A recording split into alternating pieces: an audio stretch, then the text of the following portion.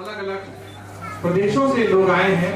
काफी समय चला गया और मैं अपनी बात संक्षेप में रखने की इसके बारे में सुन रखा होगा, लेकिन प्रथम दृष्टया जब पहली बार आपने सुन रखा होगा तो सोचा होगा ऐसा कैसे हो सकता है, ये संभव नहीं है। यही आपके मन में आया होगा। आज मैं आपके सामने एक नई विधा के बारे में कुछ केसेस लेकर आया हूं और इस पद्धति का नाम है बाल द्वारा होम्योपैथिक चिकित्सा पद्धति या medicine transmission through hair. Patna के एक महान वैज्ञानिक थे डॉक्टर बी साहनी, उन्होंने इसकी डिस्कवरी की थी। इस विधा में आप होम्योपैथी में जैसे पेशेंट की दवा सेलेक्ट करते हैं, उस दवा को पेशेंट को खाने के लिए देते हैं, लेकिन हमारी क्लिनिक में मैं या इस सिस्टम के जो फॉलोअर्स हैं इस दवा को खाने के लिए नहीं देते हैं, बल्कि उस दवा को ऐसे कांच की शीशी में लेके इसमें रोगी के सर का एक केवल बाल डिप कर देते हैं। पेशेंट दुनिया के किसी कोने में रहे उसके शरीर में ये दवा पहुंचा करती है। जैसे आप कह रहे थे ना, अब आपके मन पे आया होगा कि बाल तो शरीर से डिटैच पार्ट है, उसका क्या संबंध होगा। आप कह रहे थे ना कुत्ता कैसे सूंघ लेता है लाखों लोगों में एक आदमी को, जिस तरह से कुत्ता स्मेल सूंघ लेता है, दुनिया में दो आदमियों का बाल नहीं मिलता। जैसे आपके पहले लैंडलाइन फोन आपके पास होते थे, आपके पास कॉल जाती थी, घर में कोई भी उठा सकता था। अब आपके पास मोबाइल फोन है, आपको कॉल जाएगी तो आपके भाई को नहीं जा सकती, क्योंकि आपके सिम का एक यूनिक आइडेंटिटी कोड है। उसी तरह से जिस व्यक्ति का बाल इस दवा में लगा है उस व्यक्ति के शरीर में यह दवा पहुंचा करेगी। मेरे पास आज करीब 35-40 देशों के मरीज हैं जिनके बाल बाई पोस्ट बाई कुरियर आ जाते हैं और मैं उनका इलाज किया करता हूं।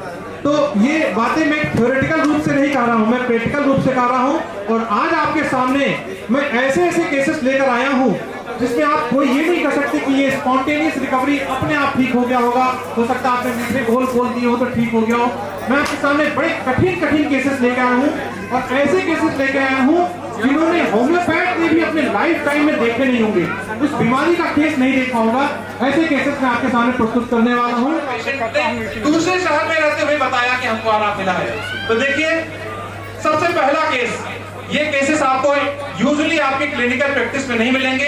ये पहला केस में जो आपके सामने प्रस्तुत करने जा रहा हूँ, इंटेस्टाइनल ऑब्स्ट्रक्शन, जिसे इंटरसेप्शन कहते हैं। अगर आप इस वीडियो इसको देख पा रहे हो, ये इंटरसेप्शन का जो डिजीज होता है, इसमें डिजीज इंटेस्टाइन एक दूसरे के अंदर सरक जाती है। इस पेशेंट में क्या हुआ, आवाज बढ़ाइए, आवाज बढ़ाइए। 4 से 10 तारीख तक मीरा में हॉस्पिटलाइज है। जब 4 को सबसे बड़ा प्रॉब्लम हॉस्पिटलाइज से पेशेंट जिनको इंटेस्टाइनल ऑब्स्ट्रक्शन था, कुछ कंजर्वेटिव ट्रीटमेंट देके इनको छोड़ दिया गया। सर्जरी इसलिए नहीं हो सकती थी कि हीमोग्लोबिन बहुत कम था और एज इनकी बहुत एडवांस थी। मैंने इनकी केस हिस्ट्री की, अगर आप देख पा रहे हो इसमें ileocecal intussusception with small bowel obstruction है। वेल डायग्नोस्ड केस है। बाना डायग्नोस्टिक लखनऊ में बड़ा नामी डायग्नोस्टिक सेंटर है। अगले बार चौथे दिन मैंने इसे जून कॉल से बात किया, पेशेंट से बात करा। ये सल्फर 0/1 अकॉर्डिंग टू सिम्टम्स मैंने इनका ट्रांसलेशन किया। कैसे हैं आप? पहले से तो ठीक है। ठीक है कि ठीक है? हाँ ठीक है। और ये अगला कुछ दिन के बाद का है। अब तो ठीक है डॉक्टर साहब। 90%? हाँ। इंटेस्टाइनल ऑब्स्ट्रक्शन जिसे हम एक मेडिकल इमरजेंसी कहते हैं, यूजुअली होम्योपैथ को केस नहीं मिलते हैं। इसलिए मैं आज आपके सामने ऐसे ऐसे केसेस लेके आऊंगा जो आपको अपनी क्लिनिकल प्रैक्टिस में बहुत कम देखने को मिलेगा। ये हमारी क्लिनिक पे आकर बैठी है। हो गया, ठीक हो गई एकदम। इंटेस्टाइनल जिस दिन हम यहाँ बाल लगाने के चौथे दिन से आपको आराम हुआ था ना? 4th डे इनको ठीक, आपकी रिपोर्ट? इनकी रिपोर्ट भी मेरे पास आ गई है, शायद इस स्लाइड में नहीं है, और ये कंप्लीट मेरे वेबसाइट पे है। स्पेशली जो सिगरेट स्मोकिंग करते हैं, इसमें लास्ट में गैंग्रीन हो जाती है। और अगर उसको देख पाए ये पेशेंट की कंडीशन है, किस तरह से इसके दोनों नाखून सड़ चुके हैं।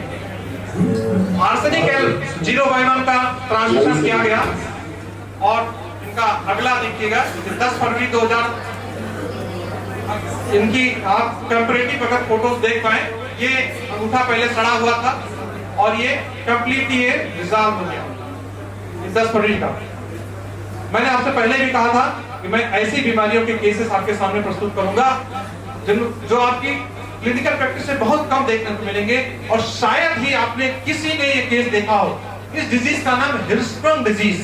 हिर्शस्प्रंग डिजीज एक ऐसी डिजीज होती है जो इंटेस्टाइन का लास्ट पार्ट डेवलप नहीं होता बच्चे, क्योंकि हमारे पहले के वक्ता समय की कमी है, इसलिए मैं आने वाले वक्ताओं के लिए थोड़ा समय देकर अपना जल्दी प्रेजेंटेशन लगाऊंगा। तो थोड़ा सा आप लोग बहुत सजग रहिएगा, बहुत सारी नई चीजें आपको देखिए को हमने किस तरह से सिलेक्ट किया सिम्टम्स वाइज।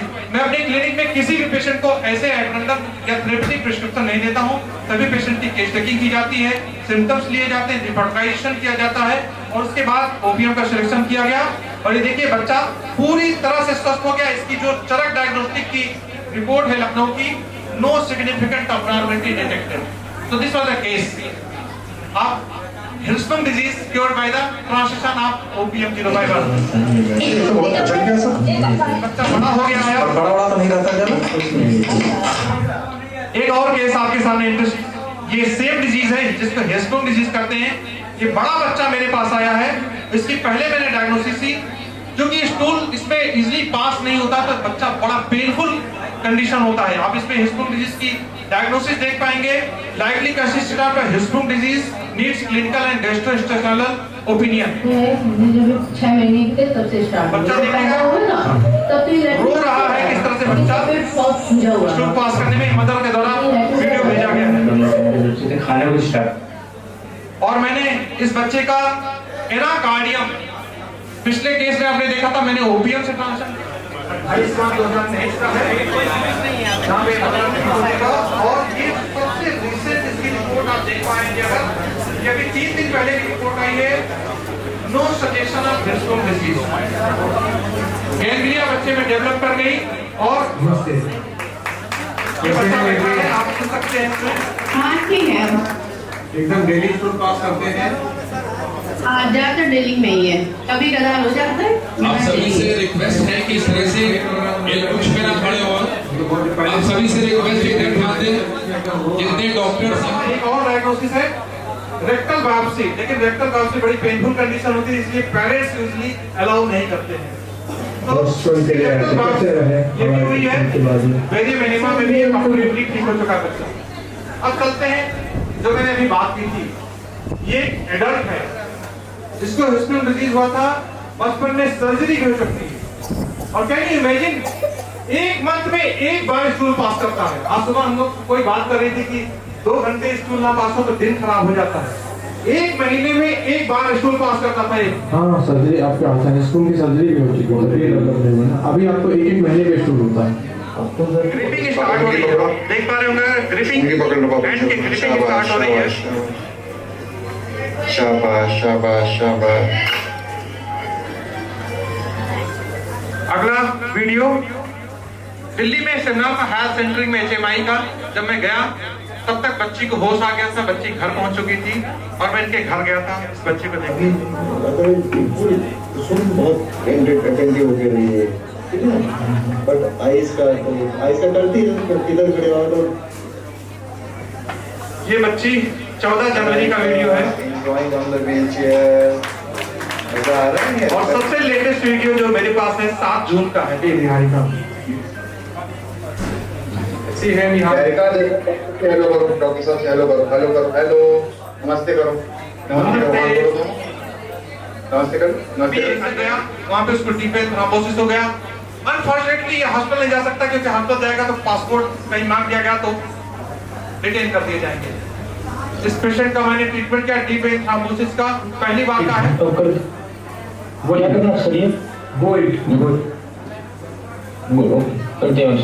एलिशिया का था, नेट्रोम्यूल के द्वारा। जी सर जी। कैसी हैं आप? जी सर बढ़िया हूँ, अच्छी हूँ सर। आपका CSF रुक गया? जी हाँ सर। ये इंदौर सेमिनार का लाइव प्रेजेंटेशन है। खास बात क्या है, आज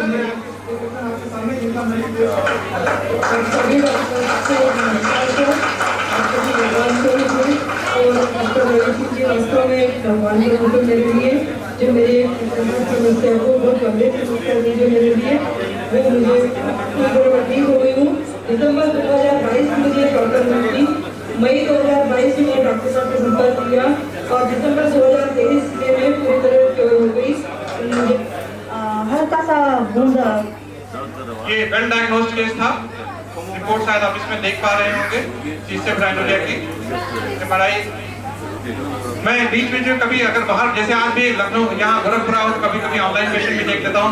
मैंने इस्तांबुल एयरपोर्ट से जब मैं LHMI के कॉन्फ्रेंस में गया था इनका फॉलोअप लिया। इसमें वीडियो शायद देख नहीं हो रहा है। लकेसिस का ट्रांसफर किया गया। कैसी हैं आप? लकेसिस हाँ सर, ठीक हूँ मैं। क्या क्या फायदा हुआ आपके CSF राइनोरिया में? मेरा अभी CSF राइनोरिया अभी नहीं हो रहा है, वाकई में मेरा अभी नहीं निकल रहा है। कितना? 1 महीने से नहीं हो रहा था और ये लास्ट में ध्यान करने लिखा है गो ठीक है सर। कैसी हैं आप? CSF राइनोरिया कैसा है आपका? सर पहले तो नमस्कार। मैं सर CSF राइनो जिसके लिए मैंने आपसे कंसल्ट किया था वो बिल्कुल ठीक है। बहुत अच्छा देख के लग रहा है कि अभी हमारे इस देश में ऐसे ऐसे डॉक्टर हैं और ऐसे ऐसे नए नए शोध करने वाले लोग हैं, इससे निश्चित रूप से एक नई क्रांति आ सकती है और एक स्थान पे बैठ करके पूरी विश्व के स्तर के किसी भी प्रकार के प्रॉब्लम को दूर करने की क्षमता रखने वाला अगर कोई है तो वो भारतवर्ष के लोग हैं। उसी विधा में हमारे एक और डॉक्टर साहब आज के लिए आपने जो कुछ भी सिस्टम बताया इसके लिए बहुत बहुत आभार, बहुत बहुत धन्यवाद। और इससे बच्चों को सीखना चाहिए कि निश्चित रूप से एक आदमी, हर आदमी को प्रयास करना चाहिए। इसमें कौन बैठा है, किस मंजिल तक पहुंचेगा ये उसको पता नहीं है। आप प्रयत्न करिए, कर्म करिए, भाग्य साथ देगा। भाग्य में गड़बड़ी अगर आपको लगता है तो हम तो बैठे ही हैं, ज्योतिषी है, ये पूछ लीजिएगा, बता दूंगा। करूंगा एक अच्छा नागरिक बनिए, राष्ट्र का कल्याण करिए। अब मैं डॉक्टर पंकज श्रीवास्तव सर से रमेश मणि त्रिपाठी जी से आग्रह करती हूँ कि डॉक्टर रवि सिंह सर का सम्मान करें। डॉक्टर रवि के लिए सभी लोग खड़े होकर तालियां बजाएं। Thank you. तो देखेंगे कैमरे पे एक बार।